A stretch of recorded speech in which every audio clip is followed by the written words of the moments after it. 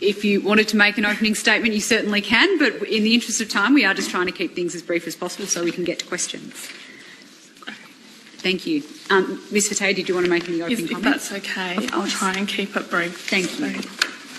I'm here today as a Kurdish woman from Iran, just like ژینا Amini, and I make this statement on behalf of the brave people of Kurdistan currently under heavy military siege by the Islamic Republic of Iran. The Kurdish people have never accepted this regime and have fought against their dictatorship for the past 43 years and are today spearheading, under a deliberate and systematic targeting of their people, the Jiyan Azadi revolution. I dedicate this to them, and I am wearing my red Kurdish clothes today to honour ژینا's life. The voice and identity of the minoritised people of Iran, such as the Kurds and the Baloch, has been largely ignored and erased from broader reporting on the protest movement and its discourse. This is despite the fact that the regime's response takes its most extreme form in the Kurdish and minority regions. The scale of military assaults on the Kurds and the Baloch cannot be seen anywhere else. The situation is escalating so rapidly that our submission is already outdated.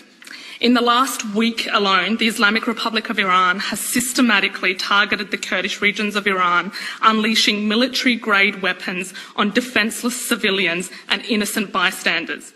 They have killed so many men, women and children that we are clambering to keep up with the latest numbers.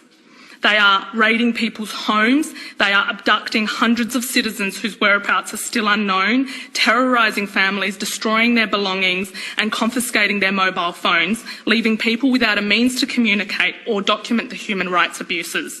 This is no longer a case of a crackdown on protesters. I do not use this term lightly, but this is by every definition of the word mounting to ethnic genocide. This systematic targeting of the Kurdish people includes the bombing of Iranian Kurdish opposition parties and their nearby camps located outside of Iran, across the border, again targeting innocent civilians, including schools and hospitals. The youngest victim was an unborn child in his mother's womb. He was delivered alive, and 24 hours later, after his mother has also passed, he tragically lost his life. In the last 7 days alone, the Kurdish cities of Sanandaj, Mahabat, Juanro, Mariwan, Kermashan, Ilam, Piranshad, Sardasht, Bana and Borkan have had their electricity cut, water cut, internet cut. Reports are coming in of water and food supplies being poisoned, the use of machine guns, recent reports of the use of nerve gas. And this is all being compounded by the lack of medical supplies in the region, hospitals being blocked by military personnel, the abduction of dead bodies and not allowing families to hold burial services for their loved ones.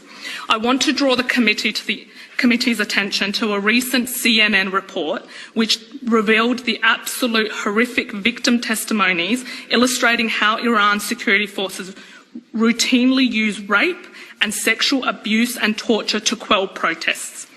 The report states, and I quote, "Most of the reports of sexual violence reviewed by CNN since the protests sparked by Amini's death began came from the west of the country, where large swathes of the region are predominantly Kurdish." The report states that despite the risks of reporting these claims, the incidents CNN learned about and corroborated almost all occurred in Kurdish regions. I will save this inquiry from the horrific details of the report, except to share this one story, where CNN received the audio testimony of a 17-year-old boy who said he and his friends were raped and electrocuted in detention after they were arrested in the protests. And this is merely the beginning. As former Kurdish refugees, our community is re-traumatised every single day as we watch the regime deliberately target our families, our brothers, sisters, aunties and uncles. Every day we wake up and scroll through the confirmed names of the dead from the night before, looking for the names of our families and their faces. Whilst we watch the media and our representatives and most of the world commentary re-erase us from the discourse on the human rights violations being committed in Iran. A special thank you to the Jewish community across Australia who have stood firmly with the Kurdish people in the Middle East, although never a popular position. Your solidarity doesn't go unnoticed, and your presence here today is appreciated. And lastly, I want to thank the Australian government and this committee for giving us a platform to bring you the voices of Kurdistan, too often ignored. Thank you. That was